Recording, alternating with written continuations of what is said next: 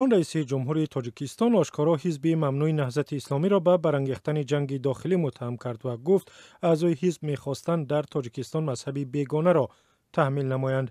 امام علی رحمان روز 19 نوامبر هنگام سخنرانی در جلسه به مناسبت 25مین سالگرد برگزاری اجلاس 16 شورای عالی در تاجیکستان در ولایت سوخت مخالفان سابق دولت را به آن متهم کرد که با دستور خارجی آن کار می‌کردند.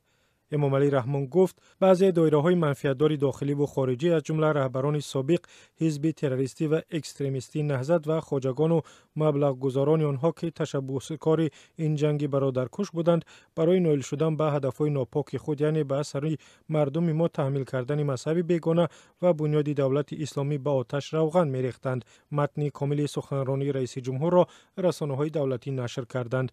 اجلاس شورای عالی که امام علی رحمان را سر قدرت آورد سال 1992 برگزار شد.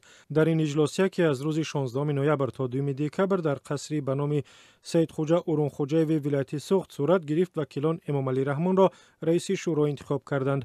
هرچند هدف از اجلاس خاتمه دادن به جنگ داخلی در تاجیکستان بود، اما بعد از آن مناقشه اوج گرفتند و جنگ 4 سال دیگر ادامه یافت. در این اجلاس طرفهای درگیر فرماندهان فرانت خلقی و اتحادیه نیروهای مخالفین با هم دست دادند، سوگند برادری و آشی آشتی خوردند، اما بعد از خاتمه اجلاس درگیری‌ها در منطقه‌های به مثل وادی‌های وخش و حصار زیاد شد و به دیگر منطقه‌های تاجیکستان کوچید. امام علی رحمان در ادامه سخنرانی در حضور اعضای حکومت، وکیلان پارلمان و دیگر مهمانان از مشکلات سالهای جنگ داخلی یادآور شد و گفت که در آن زمان رهبران همکار می‌کردند که می‌خواستند دو انشاءات عظیم تاجیکستان را به دیگر کشورها بفروشند.